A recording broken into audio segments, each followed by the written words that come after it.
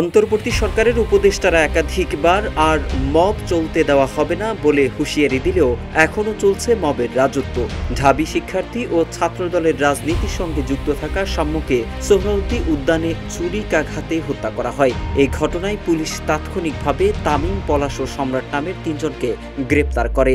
এদের মধ্যে তামিম আর পলাশ ফুটপাতে ব্যবসা করতেন, সম্রাট করতেন শ্রমিকের কাজ। আন্তর্জাতিক গণমাধ্যম ডয়েচে ভেলের এক প্রতিবেদনে বলা হয়েছে, গ্রেপ্তারের খবরে মাদারীপুরে তামিমের গ্রামের বাড়িতে আগুন ধরিয়ে দেয় একদল মানুষ। ১৭ মে তামিম আদালতে বলেন, তারা যদি খুনের সঙ্গে জড়িত থাকতেন তাহলে তো পালিয়ে যেতেন, ওইখানে তো আর বসে থাকতেন না। পুলিশও বলছে তাকে ধরা হয়েছে সন্দেহভাজন হিসেবে, কিন্তু এরই মধ্যে তামিমের বাড়ি পুড়িয়ে দেওয়া হয়েছে, যেখানে তার বাবা মা সহ পরিবারের অন্য সদস্যরাও বসবাস করতেন। প্রশ্ন হচ্ছে, যারা মব তৈরিতে জড়িত তাদের কেন আইনের আওতায় আনা হচ্ছে না? যমুনা স্মার্ট রেফ্রিজারেটর, স্মার্ট লাইফে স্মার্ট রেফ্রিজারেটর। পুলিশের মহাপরিদর্শক বাহারুল আলম বলেন, শুধু পুলিশের একার পক্ষে মব বন্ধ করা কঠিন, এখানে সবার সম্মিলিত প্রয়াস দরকার। অভ্যুত্থানের ৯ মাস পরও পুলিশের বিরুদ্ধেই প্রতিদিন গড়ে ১টার বেশি মব হচ্ছে। সর্বশেষ এপ্রিলে পুলিশের বিরুদ্ধেই ৩৭টি মব হয়েছে এবং মার্চে ৩৫টি। তবে তিনি বলেন, সবাই মিলে চেষ্টা করলে পরিস্থিতির উত্তরণ সম্ভব।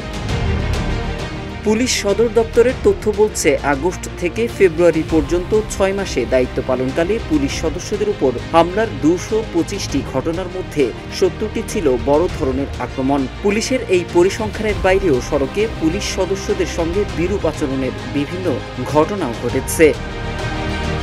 প্রতিবেদনে বলা হয়েছে, ঘটনাগুলো বিশ্লেষণ করে দেখা গেছে বেশিরভাগ ক্ষেত্রেই মব তৈরি করে হামলাগুলো করা হচ্ছে। কোনো কোনো ক্ষেত্রে পেশাদার অপরাধী ও রাজনৈতিক দলের নেতাকর্মীরাও মব তৈরিতে ভূমিকা রাখছেন।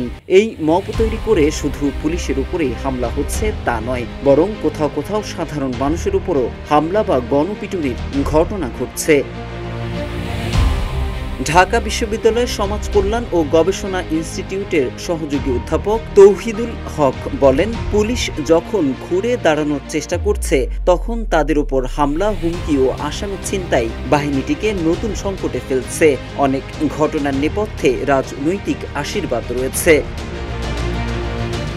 মানবাধিকার সংগঠন হিউম্যান রাইটস সাপোর্ট সোসাইটির হিসাবে ৮ আগস্ট অন্তর্বর্তী সরকার দায়িত্ব নেওয়ার পর থেকে এ পর্যন্ত গণপিটুনিতে অন্তত ১১৯ জন নিহত হয়েছেন, আহত হয়েছেন ৭৪ জন। গত ১০ বছরে গণপিটুনিতে মোট ৭৯২ জন প্রাণ হারিয়েছেন বলে জানায় মানবাধিকার সংগঠনটি। মোহাম্মদ সাইফুল ইসলাম, ইত্তেফাক।